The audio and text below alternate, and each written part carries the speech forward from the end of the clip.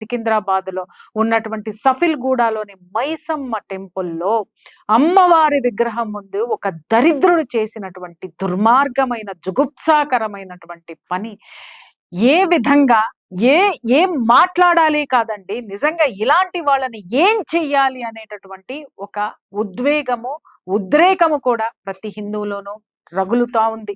ఇక్కడ ఏం చేశాడండి, మల విసర్జన చేశాడు. చెప్పడానికే చాలా జుగుప్సాకరంగా ఉంది.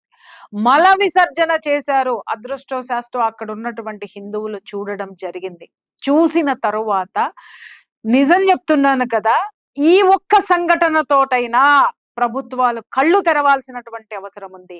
ఎవడైతే హిందుత్వం గురించి మాట్లాడుతున్నాడో, ఎవడైతే హిందూ దేవి దేవతల గురించి అతి నీచాతి నీచంగా మాట్లాడుతున్నారో వాళ్ళందరికీ ఖబర్దార్ అని చెప్పినటువంటి మన యొక్క హిందూ సైన్యానికి హ్యాట్స్ ఆఫ్.